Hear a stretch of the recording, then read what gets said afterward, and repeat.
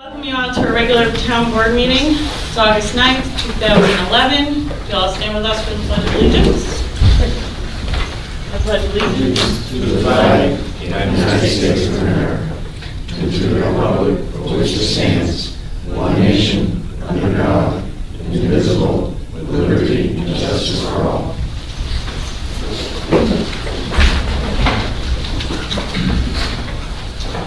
Okay, tonight we're going to start with two public hearings. Public hearing number one is the revision of the dog law, and I'll ask the clerk to read the public notice. Please take notice that the Princetown Town Board will hold a public hearing on Tuesday, August 9, 2011, to hear all those who would like to comment on the proposed revision of local law number 2 of 2010, dog control ordinance of the town of Princetown, section 7C 1 and 2, impound fees. The public hearing will begin at 7 p.m. at the Princetown Town Hall. Copies of the proposed changes can be obtained at the town clerk's office. Written comments may be submitted to the town clerk prior to the scheduled hearing.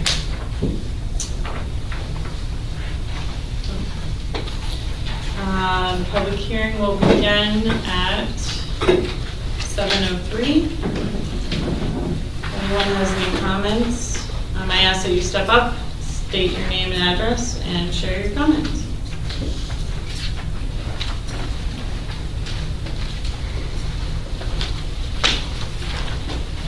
Mary Sue Reed, Darrow Road. From looking at the paperwork, it looks like you're just omitting a section that's called additional offenses. Is that correct? Mm-hmm. And what is the reason for doing that? Is there something being substituted for it? Will the town be liable to pay any expenses? So I would just like to know a better understanding of why we're changing this. The $75 fee covers the expense of the town. Well, this covers... And the other ones are, the other fees in there were, we felt excessive to... So if somebody has an additional offense, what happens then?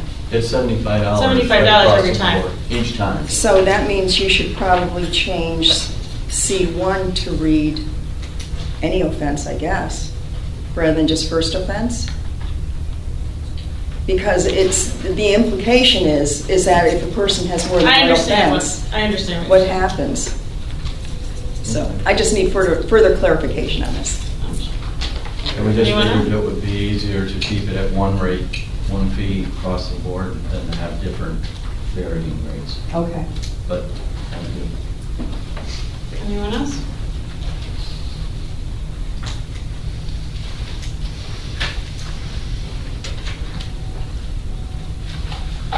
Anyone else has any comments on the dog? Okay. We can close the public hearing number 1 at 7:05.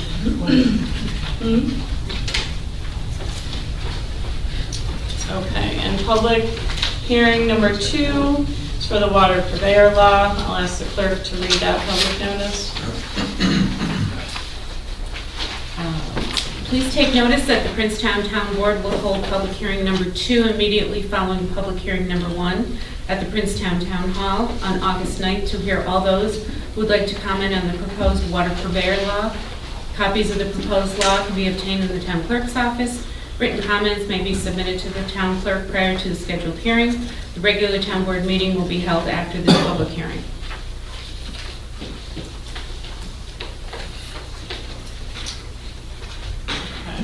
For the water purveyor law, I will open the floor for public comment at 7:06. Anyone who has any comments on the water purveyor law, please step up and state your name and address and share your comment with us. There is one correction though, however. I just forgot.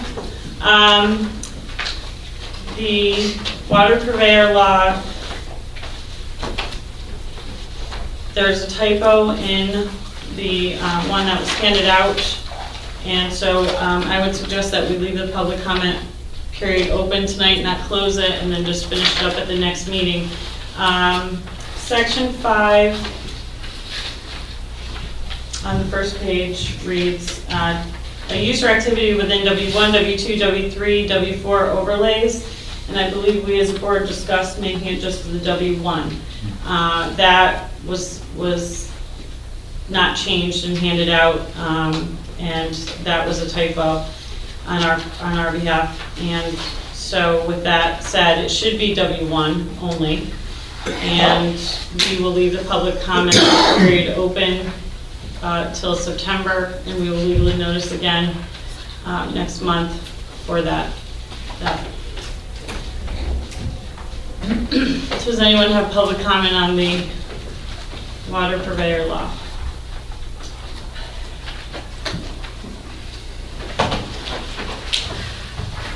Mary C. Reed, Darrow Road.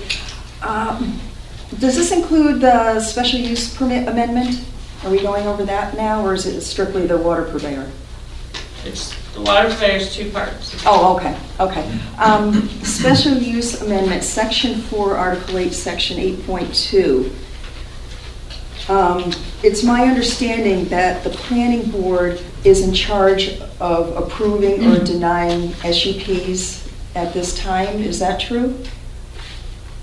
Yes. Okay, so approves and denies SUPs. Okay, so I'll come back to that. Okay, under section 5, article 9, section 9.2, paragraph 2. Any current non-conforming water purveyor has been operating for a number of years. Is this correct? I just don't know all the facts, so. Say that again? Is there any current non-conforming water purveyor has been operating for a number of years at this point? I think there's a couple. None of them. One has a special use permit. Right. That's it. But they've been operating for a number of years at this point. So, That's not right. One has a special use permit, but he's not operating currently. A1 doesn't have a special use permit. does it? Right. No, That's a non. Santoro has. It's a non-conforming. Santoro's the has only one who special has use a special permit. permit. Not operating currently. Right, he's not currently operating. okay, 5 years to me seems like a reprieve for obtaining a special use permit, and I think it's too long. I think too much can go wrong in that window, so I would suggest reducing that to 1 year rather than 5 years. Okay, in the water purveyor law, section 2, with the purpose. I'm reading this, and purpose to me means reason. So where's the reason for regulating? You're stating that you're going to regulate it, but I think you need some clarification on, is it justification to protect the surrounding waters, whatever. So I think it just needs to be expanded there. Section 4, Article 3. To me, the water purveyor description is not clear. And to me, I believe it should apply to any use of water, not just the water for sale. There could be private uses that use in excess of 1,000 gallons. The other thing we really need to consider is hydrofracking. That takes copious amounts of water. So I really think you have to work that into the equation. And let's see. Article 7. Thank you.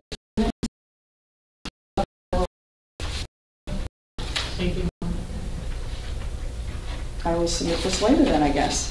No, go ahead. I Finish can? your Oh, thank you. comments. Oh, okay. Go ahead. All right, I'm almost done. I That's have one more fine. paragraph. On Article 7, where the decision of the Princetown Planning Board to issue shall be considered a recommendation only. Special use permits shall be issued to water purveyors by majority vote of the Princetown Town Board. To me, the town board members don't have the knowledge to examine and understand the information involved to issue a special use permit. Members of the planning board have the knowledge of town, county, state, and federal laws to determine the validity of the operation filing for the special use permit. Giving the town board the authority to issue special use permit for water purveyors sounds a bit like a power grab to me. Why make this change? This will allow the town board to override the planning board recommendations, and for what reasons? So I believe the authority to issue and deny special use permits for water purveyors should remain with the planning board. And those are my comments. Thank you. Thank you. Anyone else?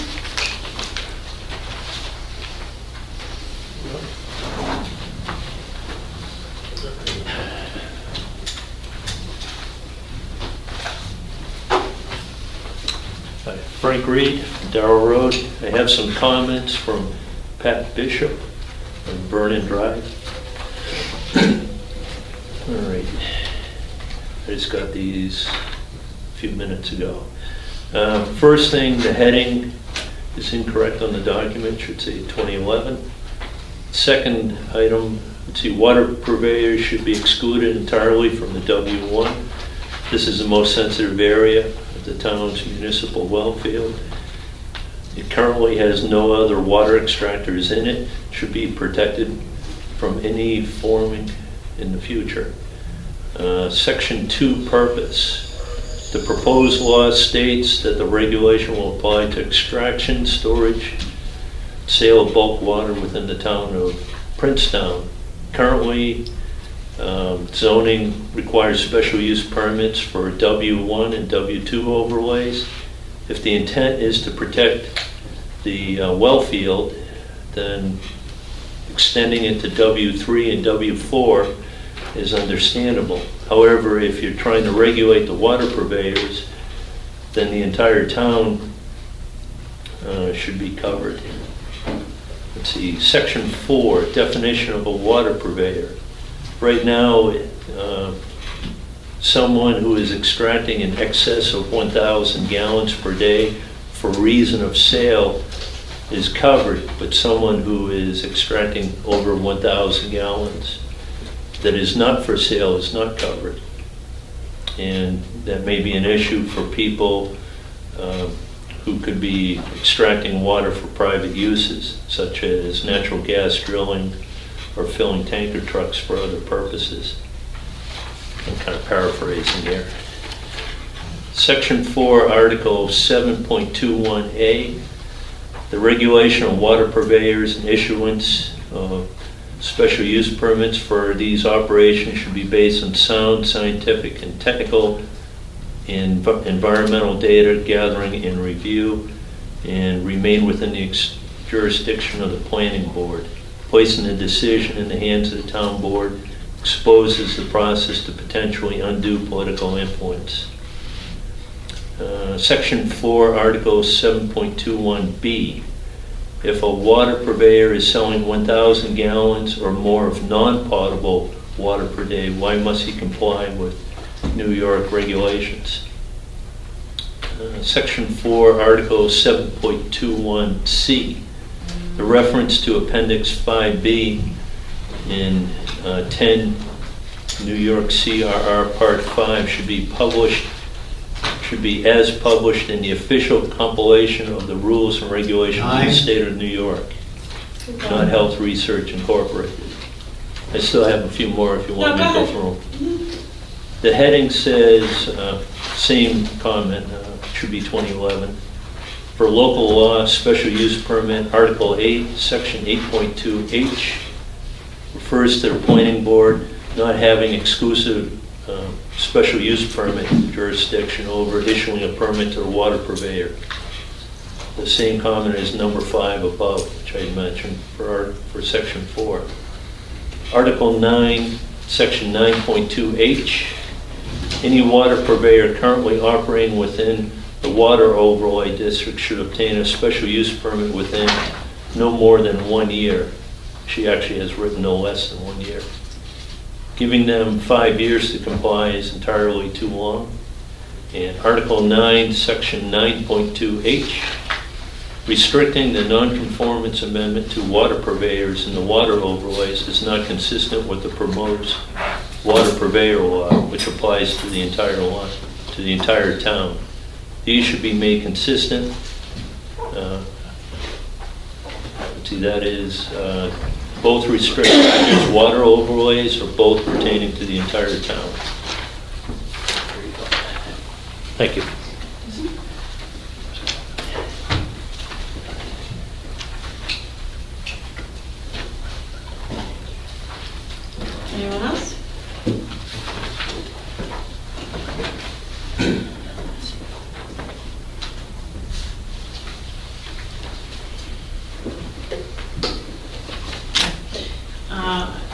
one has any other comments right now, I'm just going to leave the public hearing open for more comments next month. If anyone has any, now that that would be corrected to just W1 and not apply to W1 through W4. Anyone have any comments on the board? On the dog or water? I have one comment on the dog law, and actually it dawned on me over the weekend. And I did just ask Pete if it was possible. With the dog law, I think it might be worth us thinking about putting some sort of wording in the dog law that has to do with legal fees. We've heard that there is a problem. And if the legal fees, the owner is found to be neglectful and legal fees are an issue, that they can be billed back to the owner. And I think you guys might want to think about that. We did have a case and everyone's very aware of that. And I think just putting the language in, Pete, you said you'd look into it to see if it's Yeah, I can't think of anything off the top of possible my head, language to, do you guys think that would take the sickness off the town? Cover ourselves. Can't think of any reason why It I would can't. take the sickness off the town. That's I right. mean, we can't, anyone can come at us with that, but I think if we're going to amend the dog law, now would definitely be the time to put that in there. Please definitely look at it, yes. So I think we should look at some wording to add into this before we pass the change with the dog law, and maybe incorporate that now. Both of those changes, but I'll keep you updated. Okay, we'll move on to regular business. Communications. Does anyone have any comments or concerns over communications? Todd?